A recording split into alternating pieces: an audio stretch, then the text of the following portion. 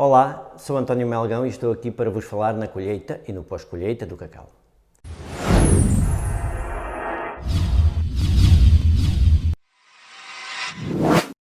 A colheita, como o nome indica, é o ato de colher o fruto da árvore no momento próprio, nem muito verde, nem muito maduro. Após colher o fruto, e normalmente isto faz-se na própria plantação, o agricultor abre o fruto através de um objeto cortante, sem deixar que o mesmo contamine as favas do cacau.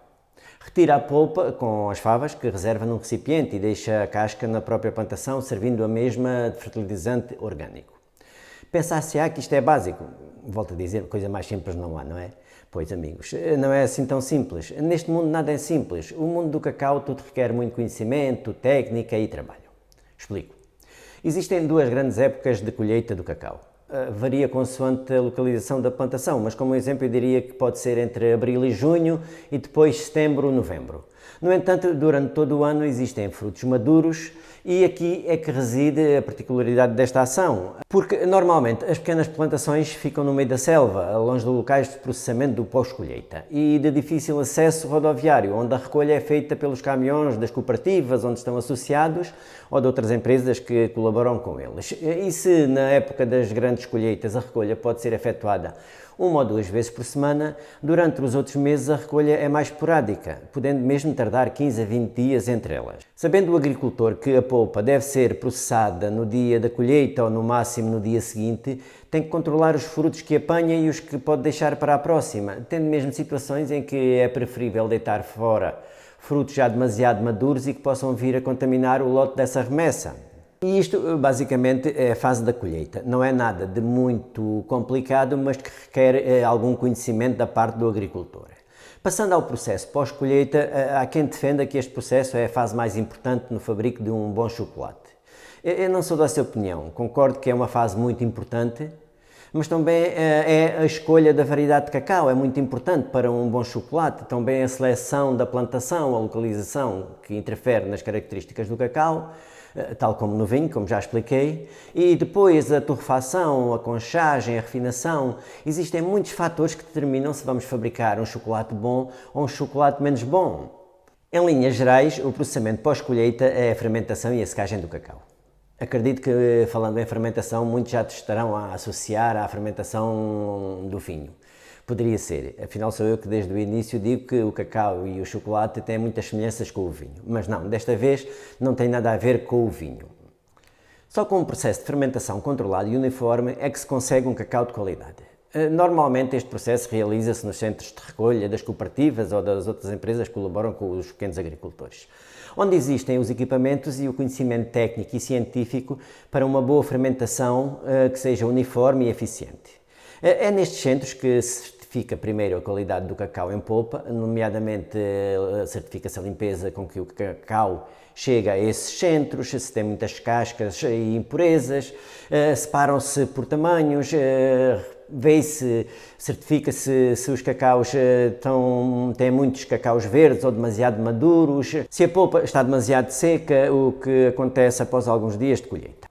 O processo de fermentação é um processo de reações químicas, onde os açúcares contidos na polpa do cacau, ao fermentarem, se transformam em água, álcool etílico, ácido acético, entre outras substâncias, pela ação das leveduras, que são os micro-organismos de caráter anaeróbico que existem no cacau em polpa.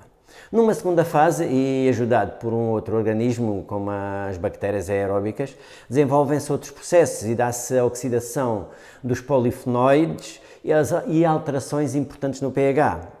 Do ponto de vista físico, ocorrem alterações, tal como a alteração da pigmentação da cor, o inchamento dos grãos, quer pela penetração de líquidos como a água e o ácido acético, que se infiltram pela casca até aos cotiledones. Isto ajuda à morte final do embrião e garante a aparência final do cacau e o aparecimento dos alvéolos no seu interior. As sementes de cacau devem permanecer sem ser mexidas durante as primeiras 24 ou mesmo até pode chegar às 36 horas, mais ou menos 2 dias, tempo que dura a fermentação anaeróbica. Depois é necessário dar a volta todos os dias à mesma hora, permitindo a libertação do CO2 gerado no processo e que se substitua por um ar com oxigênio que garanta o processo de oxidação. Em todas as voltas, deve-se certificar que todos os grãos apanham ar, só assim se consegue obter uma fermentação uniforme, garantindo a obtenção de um produto com aroma, sabor e cor. Normalmente, nas cooperativas e nos centros de processamento pós-colheita, esses centros estão montados de forma a que, com as caixas de madeira onde se fermenta o cacau, e estão dispostas por patamares, ou seja, o cacau normalmente é colocado na caixa de cima e depois, em vez de se andar a dar a volta na mesma caixa, passado os primeiros 2 dias, as caixas vão passando de cima para baixo, ou seja, vão passando de uma caixa à outra, evitando assim que quem processa o cacau pós a colheita anda a dar as voltas numa caixa que é muito mais difícil. É assim mais ou menos que se faz o processamento da fermentação do cacau.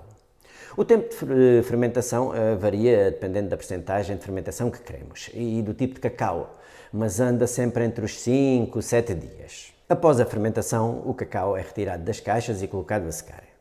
O processo de secagem, apesar de não ser muito tecnológico, tem alguns processos particulares. As favas de cacau têm de secar todas ao mesmo tempo, por isso são normalmente espalhadas em terreiros próprios.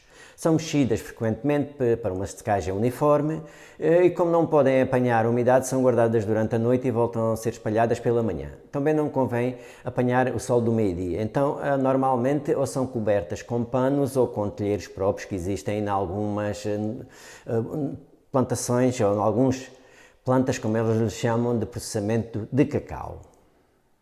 O processo de secagem pode levar alguns dias, dependendo do local e da forma utilizada. Só termina quando as favas de cacau não tiverem mais que 5 a 7% de umidade. Após a secagem, são ensacadas e guardadas em armazéns até serem enviadas para as fábricas. Estes processos irão influenciar muito a qualidade e o preço do cacau e, posteriormente, a qualidade e o preço de um chocolate, claro.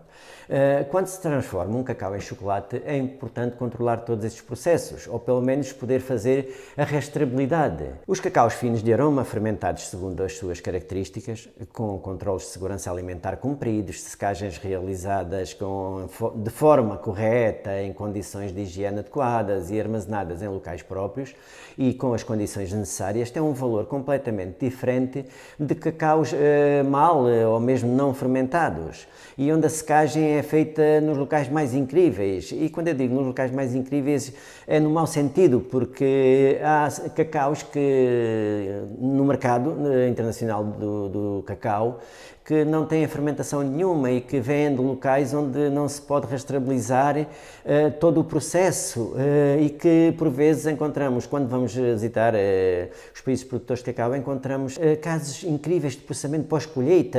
Às vezes é incrível onde as pessoas secam os cacaus. E é isso que depois faz a diferença de preço entre um bom cacau e um mau cacau e que depois influencia muito o preço final de um chocolate que nós compramos para comer. Para além da variedade, e como eu já referi que a variedade era um dos fatores importantes para o preço de um chocolate, depois, embora comece no preço do cacau, esta é outra razão porque existem cacaus abaixo do preço de mercado por vezes, a menos de $2,30, que é o preço de mercado, e outros que atingem os 12 ou mais dólares. E é um pouco isto. Desde o primeiro vídeo que nós publicámos, temos referido que existem muitas diferenças entre os preços dos chocolates que existem no mercado, porque a diferença reside na qualidade e mesmo em questões de segurança alimentar e noutras questões muito mais pertinentes, como o social e o ambiental. São tudo fatores que determinam o preço final de um cacau, que depois vai influenciar o preço final de um chocolate. E basicamente é isto, assim terminamos uma das etapas do chocolate. Da Amazónia até Montemor, terminamos a primeira temporada dos nossos vídeos. Para aqueles que acompanharam todos os vídeos, e apesar de existir muito mais para conhecer sobre o cacau e o chocolate, certamente já vê o chocolate de uma forma diferente. Se quer conhecer as restantes etapas, então não deixe de acompanhar os vídeos que continuaremos a publicar. A segunda temporada, essa já está a ser produzida e será mais dentro da nossa fábrica e mais dentro do processo de transformação do cacau em chocolate. E serão esses vídeos que nós iremos publicar muito rapidamente. Como sempre, relembro para não se esquecer de deixar o seu comentário, subscrever como não podia deixar de ser, o nosso canal do YouTube e se ainda não fez, a seguir-nos no Instagram e no Facebook e visitar o nosso site melgão.com. E com isto me despeço, até à próxima temporada.